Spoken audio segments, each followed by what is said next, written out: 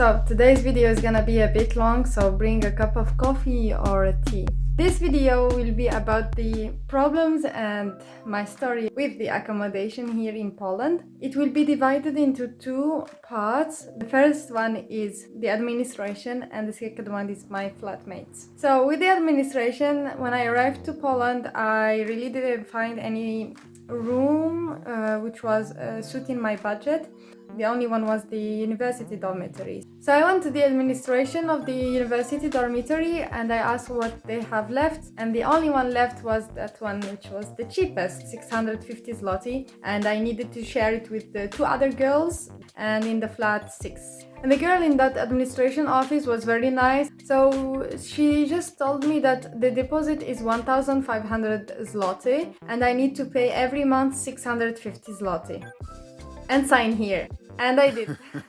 I didn't even read anything. I just trusted her. She seemed nice. She was explaining me, and she told me that 650 zloty includes everything.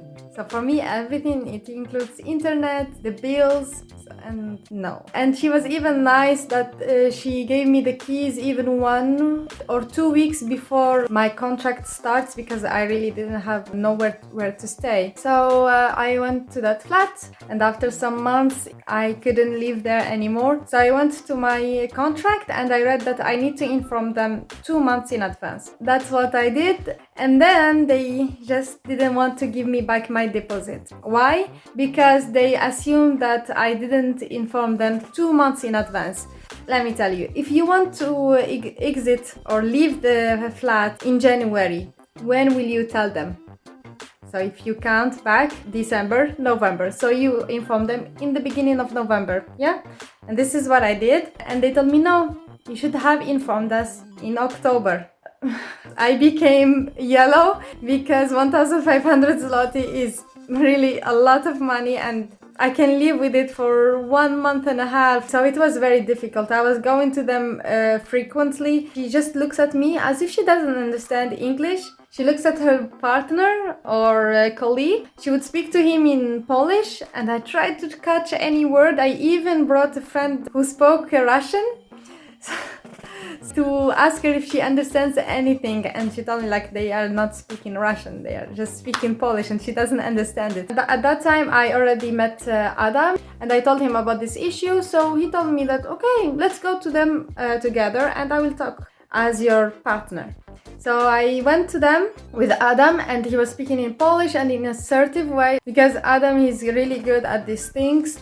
So they just accepted. They said, okay, we will give her back just half, because she should inform us 2 months in advance, not 1.5. And it was better than nothing. I got 750 zloty instead of 0. And you see that if I didn't bring Adam or someone who speaks Polish, they would never give me back the money, or a little of it. So what I have told you in the previous video, if you didn't watch it, you can find it here or here, is to read the contract, even if it is long and boring, even if the woman there explained you everything and you don't need to know more. You need to read it. As an additional tip is to be more assertive. I am still struggling with it.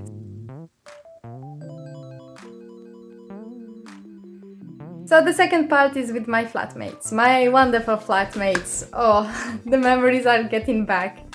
So I remember that I went to the kitchen, the first thing, yeah, and I opened the fridge and I see food. And this food, you can imagine, those who were there before, they left in June. And they left food in the fridge just like that, without electricity, without anything. And it was smelling horrible. It was unbelievable. There was mold, fungus, bread, vegetables, fruits, everything, chicken. Oh, so as I was there for 2 weeks, I said, okay, I will clean it. At least I will be in a clean place, yeah? I don't care who was here before. It's my new, let's say, home. I need to take care of it. I spent 2 days cleaning the kitchen. It was really disgusting, even the stove, the oven. And I was looking for a broom. I was looking for, I don't know, this brush. And I noticed that there are many. Like, they are many, but each one in a place. So I was like, okay, I don't understand it, but alright. And the first girl, she was from Kazakhstan. I noticed that she was there before. When she entered, she didn't even say just like, who are you? Or like, to introduce herself or something like that. She just said, hi, and went to her room. Alright, so they were 3 Ukrainian girls, 1 Russian woman girl, and 1 Kazakhstan. And they were all speaking in Russian, except me. So I was somehow set aside. So the first week starts with them, and I realized what I was making as a mistake. Each girl had her dish soap. Each girl had her brush. Each girl had her broom. So in a small flat, there are 5 brooms. No. For me, maybe because I come from Algeria, I never went to a dormitory. I was always living in my parents' home. I found this weird, but until having 6 brooms, can't we just share 1 broom? Like we buy all together 1 broom, or one would donate 1 broom and we clean with it? You can imagine that everything is not shareable. So I didn't expect this, and I thought that the plates which were there, I can use them, but no, they were for the other girls. So even like the tensions started from there, because they saw that I was using their plates. So when I understood this, so I asked a random woman that I met on the bus. We were talking, and I told her about this situation. So she donated for me a cup, pan, a bowl, and even a friend of mine who is from Oman also gave me a fork, a knife, all those stuff. I got them for free from friends. Anyway, and there is this Russian girl who was somehow bossy. She did a schedule of cleaning and taking the rubbish out, and without asking me, she just told me, Amina, come. And she showed me, like with her finger, this cleaning. You clean on this date, and I take the rubbish on this date. So I just wish that she consulted me before putting my name on a specific day. Maybe I would not be available. Maybe on that day I am very busy and I cannot do the cleaning of the whole flat. For the rubbish, I remember one day I took the rubbish because I saw that it was full. I just took it and she told me, put it, it's not your turn, it's the turn of whatever. And I was really shocked. So if you see that the garbage is full, you will wait for the person whom his name is on that day. For me, it doesn't work like this. See that the garbage is full, you will take it out. You will not wait for someone to take it. No? Maybe because I am new to this system of dormitory, but you don't tell me, no, don't take it because it's the turn of a girl Y or Z. So there was a time where I was absent for 2 weeks in that flat. When I came back, trust me, the garbage was like exploded. 2 weeks with 5 girls in the flat, no one took the garbage out. And the flat was smelly, disgusting. And she came to me and she told me, it was your turn for cleaning and you didn't come. On that moment I felt angry, and even I used my Google Translator to explain to the other girls like how this system is stupid of the flat, that how they cannot see this thing. Because if someone is absent for 2 weeks, you will wait. You don't clean your bathroom, you don't throw the rubbish just because there was a day of that girl who should clean and she was not here, so you need to wait 2 weeks.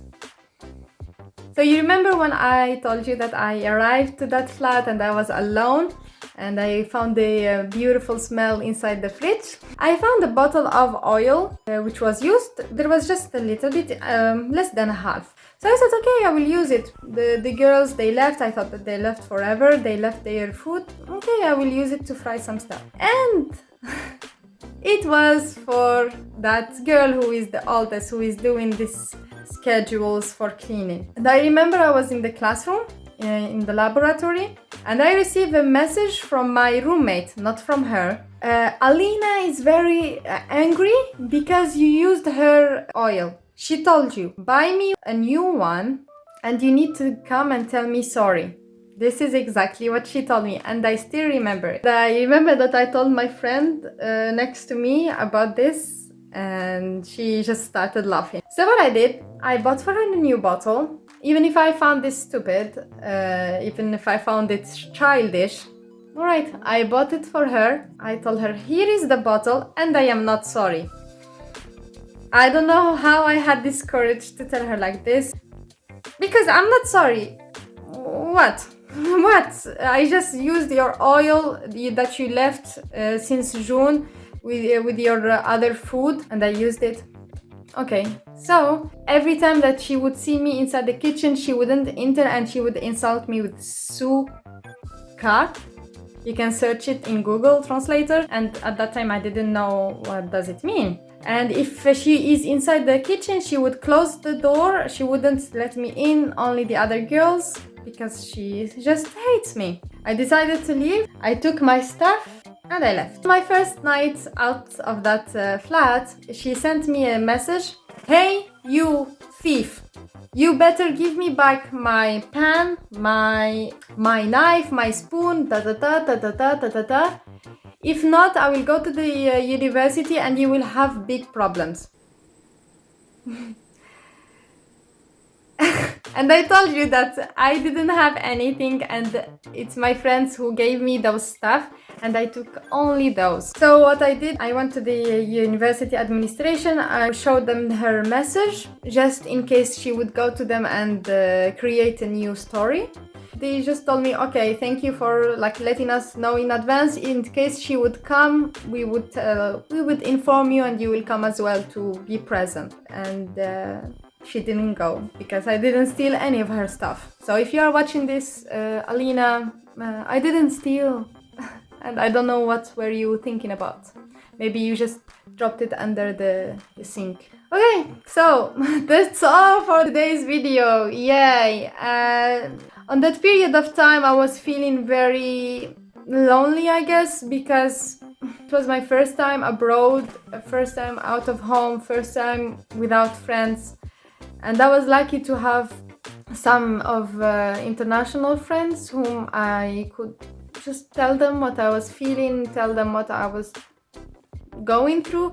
And I think that getting quickly some friends there, not really close friends, just people to whom to talk, is really important during those times, because you can fall directly in depression, or I don't know, what can you do. When you are retelling the story again, it's not the same way that you have lived it. Soon I will buy a microphone, and I am very excited to receive it and to try it, and I hope that my voice will be more clear and I will improve very soon. Thank you very much, and see you next time.